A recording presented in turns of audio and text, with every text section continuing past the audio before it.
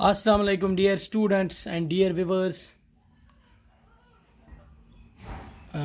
Video is meant for 11th class education students, and our today's topic is objectives are of pre-primary education. Miss Grace oven ने कुछ objectives दिए हैं, objectives के बारे में बात की है प्री प्राइमरी एजुकेशन की, और according to national policy of education 1986 इसके अकॉर्डिंग इन दो पे हम आज बात करेंगे। इनके according objectives of this pre primary education क्या है। पिछले वीडियो में हमने डिस्कस किया है importance of pre primary education, इसकी क्या इम्पोर्टेंस है, इसकी कितनी इम्पोर्टेंस है माय डियर स्टूडेंट्स, ये हमने पिछले वीडियो में डिस्कस किया हुआ है।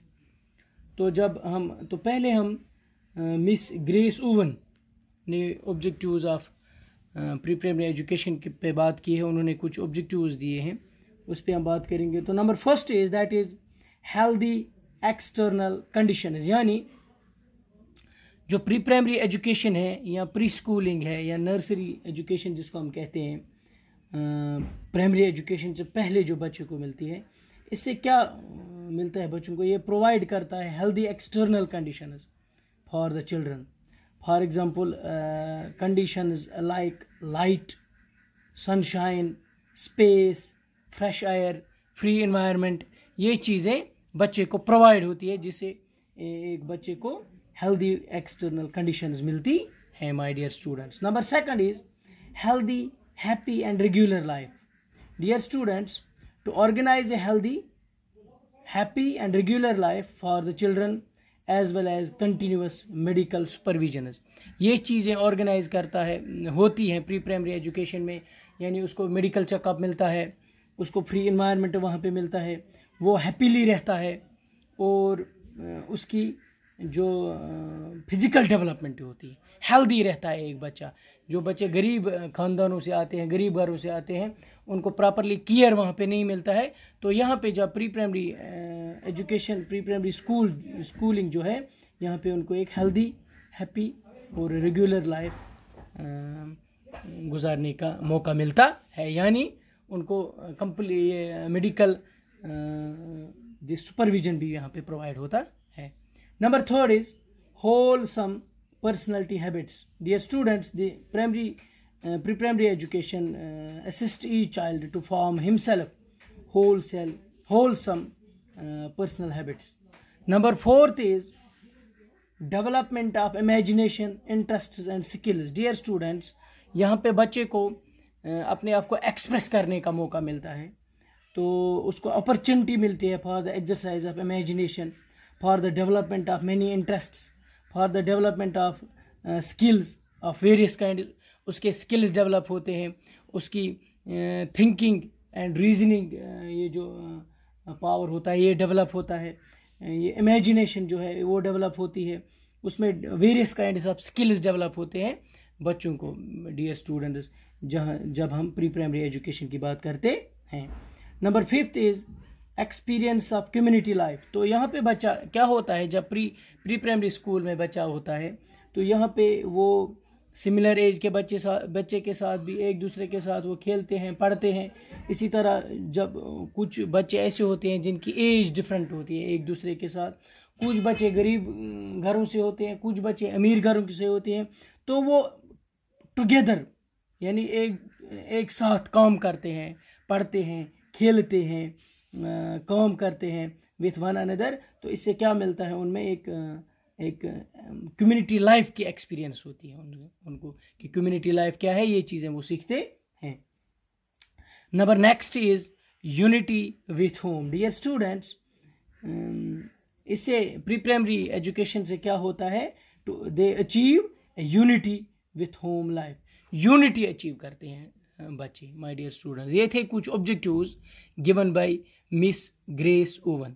अब हम कुछ ऑब्जेक्टिव्स देखते हैं, दोज आर गिवन बाय यानी national policy on education 1986 92 my dear students, aims and objectives.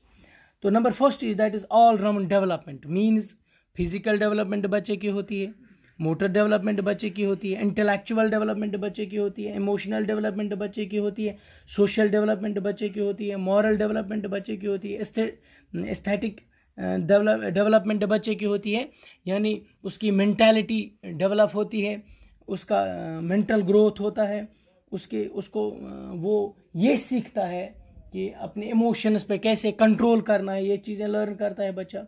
Social values क्या है, सोशल एनवायरनमेंट क्या है, मॉरल वैल्यूज़, ह्यूमन क्वालिटीज़, ये चीज़ें बच्चे सीखने की कोशिश वहाँ पे करते हैं और वो प्रिपेयर होते हैं फ्यूचर के लिए माय डियर स्टूडेंट्स। तो ऑलराउंड डेवलपमेंट होती है बच्चों को, ये एक ऑब्जेक्टिव है प्री प्राइमरी एजुकेशन की। इसी तरह नंबर 2 जो है that is development of healthy and desirable habits. जिस तरह मैंने पहले बताया, हेल्दी हैबिट्स, डिज़ायरेबल हैबिट्स, उनकी डेवलपमेंट होती है। इसी तरह इमेजिनेटिव पावर्स की डेवलपमेंट होती है, थिंकिंग, उसकी थिंकिंग जो है, मेंटालिटी जो है, रीजनिंग जो है, उसकी डेवलपमेंट होती है, वो चीज़ें बच्चा हासिल करता है। इसी तरह उसकी फिज़िकल कोऑर्डिनेशन, यानी बच्चा हेल्दी रहता है, हैप्पी रहता है, क्योंकि कुछ बच्चे उन घरों से आते हैं जो बहुत ही गरीब होते हैं बेचारे, उनको पता ही नहीं होता है मेडिकल ये हेल्थ केयर कैसे करना है, या उनको प्रॉपरली केयर वहाँ पे नहीं मिलता है क्योंकि उनकी वो बेचारे गरीब होते हैं। और कुछ बच्चे ऐसे होते हैं जिनकी मदर्स फैक्ट्रीज़ वगैरह में काम करते हैं और बच्चों को प्रॉपरली केयर नहीं मिलता है। तो यहाँ पर इन स्कूलों में बच्चों को प्रॉपरली केयर मिलता है, उनकी फ़िज़िकल डेवलपमेंट ही होती है, उनका मेडिकल चेकअप होता है, मेडिकल सुपरविजन होता है उनका, और वो हेल्दी और हैप्पी रहते हैं माय डियर स्टूडेंट्स। इसी तरह नंबर नेक्स्ट इज़, जैसे मैंने पहले मिस ग्रेस ओवन ने जो ऑब्जेक्टिव दिया है कि हेल्दी, हैप्पी और regular life of the child, ये चीज़ें वहाँ पे मिलती है जब हम इस डियर स्टूडेंट्स, जब हम ये प्री प्राइमरी एजुकेशन की बात करते हैं माय डियर स्टूडेंट्स। और एक और चीज़ है, national policy on education, according to national policy of education, so far as the objectives of pre-primary education is concerned, emphasis on child centered approach and program, ज़्यादा से ज़्यादा जोर चाइल्ड सेंटर्ड अप्रोच पे। वहाँ पे फ्री एनवायरनमेंट मिलता है बच्चों को, खुद करने की कोशिश करते हैं, उनको वो अपने आप को यानी सेल्फ एक्सप्रेशन की अपॉर्चुनिटी मिलती है, उनको अपने आप को एक्सप्रेस करने की कोशिश करते हैं, ये अपॉर्चुनिटी उनको मिलती है वहाँ पर। और ये चाइल्ड सेंटर्ड अप्रोच होता है। इसी तरह play way and activity based learning, वहाँ पे मुख्तलिफ एक्टिविटीज़ बच्चे करते हैं, जैसे सपोर्ट्स की एक्टिविटीज़ हैं, या कुछ एक्सरसाइजेस किए जाते हैं, या खेल खेल में उनको पढ़ाया जाता है माय डियर स्टूडेंट्स।